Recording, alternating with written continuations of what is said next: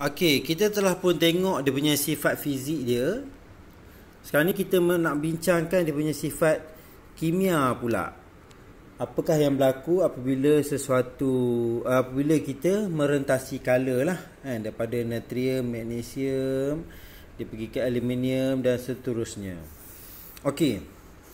Apabila kita, sebab tu saya macam sebelum ni kita dah jawab soalan biologi, yang mana pentingnya kamu dapat tahulah betapa pentingnya kamu menyemak eksperimen-eksperimen yang terdapat dalam buku teks.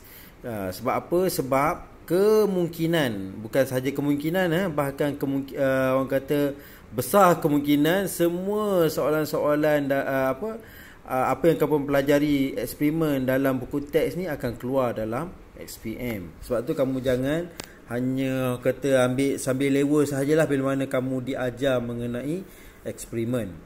Okey, eksperimen yang dijalankan ni adalah dia untuk apa? Untuk mengkaji perubahan sifat kimia unsur oksida unsur apabila merentasi color ketiga.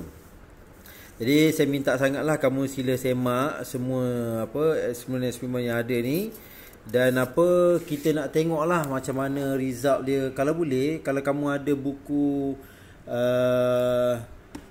rujukan ke, kamu tengok. Sebab dalam eksperimen dalam buku teks ni dia tak cerita habis, dia tak ada result semua ni lah.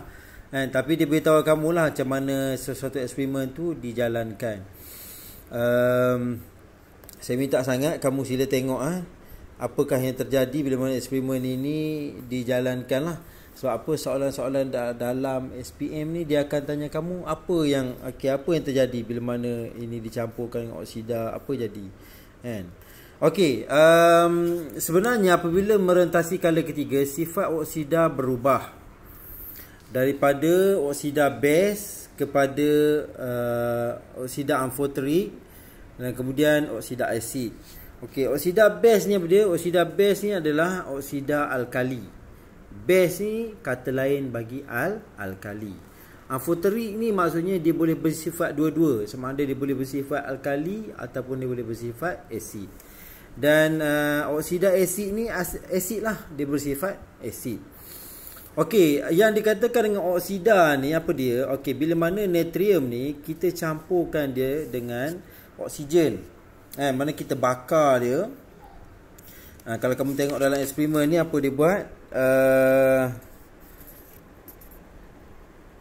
Okey, dia campurkan, tuangkan air suling, tuangkan air suling 10 cm padu air suling ke dalam tabung uji mengandungi separuh spatula natrium oksida. Lepas tu dia masukkan natrium oksida ni, dia masukkan air Lepas tu dia tengok apa jadi.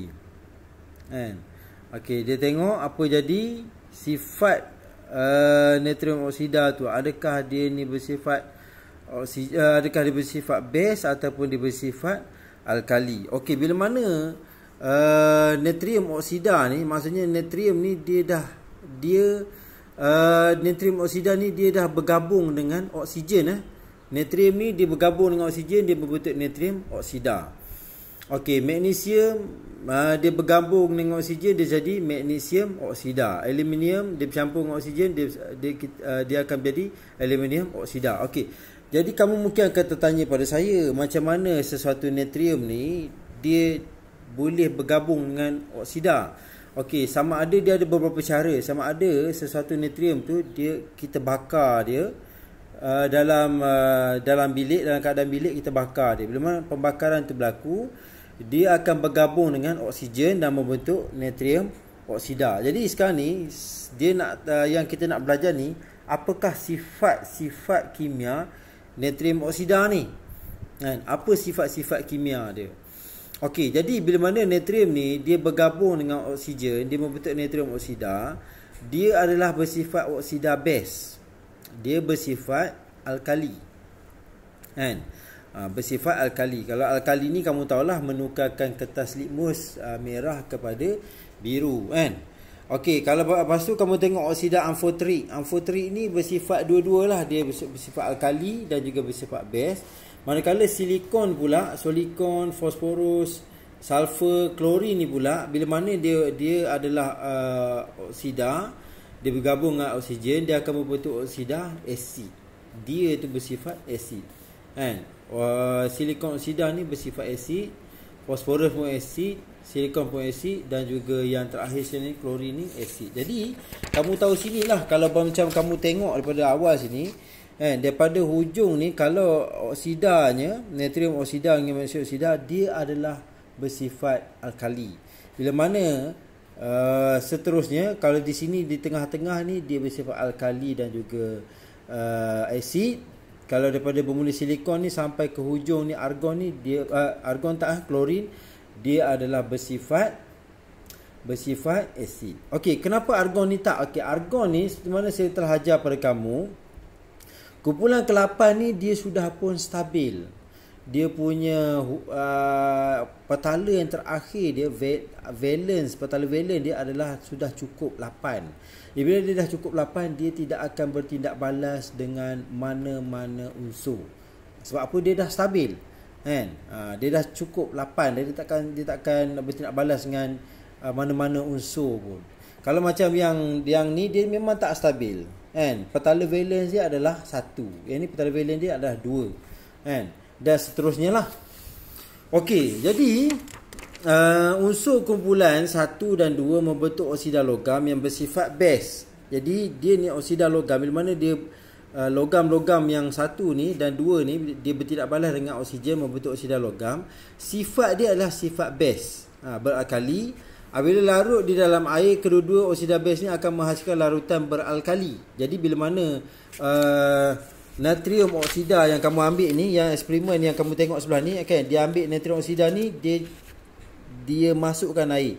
Dia masukkan air, dia larut dalam air, dia membentuk oksida alkali, oksida base yang akan menghasilkan larutan beralkali. Kamu tengok ni ya. Okey, oksida base juga bertindak balas dengan asid untuk membentuk garam dan air. Okey, jadi bila mana dia nak cerita sini macam ni, natrium oksida ni kan, dia tadi dia tambahkan dengan air. Jadi larutan yang terhasil adalah larutan alkali. Kemudian alkali ni, yang ni dia tambah lagi dengan asid. Dia tengok apa jadi. Jadi alkali tambah asid ni, akhirnya dia dapat tengok apa? Garam dan juga air yang terbentuk. Okey. Macam ni yang dia maksudkan pada kamu. Maksudnya natrium oksida ni dia tambah air. Jadi yang dia akan dapat adalah larutan yang bersifatnya alkali. Jadi dia tambah lagi larutan berasid. Yang dia dapati bahawa yang terhasil adalah garam dan air. Okey, jadi garam di sini bukannya garam masakan ya. Saya harap kamu kena faham sini. Garam di sini ialah dia dah bersifat neutral lah. Dah bersifat neutral dan membentuk bahan yang lain lah pula. Okey, tak apa. Nanti kita akan tengok mengenai garam ni, iaitu bab yang seterusnya. Aluminium membentuk oksida logam bersifat amfoterik. Maksudnya dia berkeupayaan untuk bertindak sebagai asid dan juga base. Jadi saya beritahu dah, aluminium oksida bertindak balas dengan kedua-dua asid dan alkali membentuk garam dan air. Jadi berlainan dengan natrium ni. Natrium ni dia memang jadi alkali lah, tapi kalau aluminium dia akan jadi sama ada beralkali dan juga berasid. Dia boleh sifat dua-dua. Bila mana kamu masukkan asid dalam tu, garam juga terbentuk. Kalau kamu masukkan alkali dalam larutan amfoterik, garam dengan air juga akan terbentuk. Okey, larutan unsur kumpulan 14, 15, 16, 17 membentuk oksida bukan logam yang bersifat asid. Apabila larut dalam air, unsur oksida unsur kumpulan-kumpulan ini akan membentuk larutan berasid. Okey, oksida asid juga bertindak balas dengan alkali untuk membentuk garam dan air. Okey, begitulah. Sebaliknya seperti mana saya cerita kepada kamu, yang ni dia akan bersifat alkali, tambahkan dengan asid dia jadi garam dan air. Yang ni juga daripada sini ke sini, daripada silikon ni sampai klorin ni, dia bersifat asid. Bila mana kamu tambah alkali, dia akan membentuk garam dan air juga. Okey, jadi bila mana kamu dah belajar ni, kamu tahulah bahawa daripada kumpulan 1 ni membawa ke kumpulan 8 ni, kamu tahu kalau sini yang belah-belah sini memang dia adalah oksida base, oksida beralkali.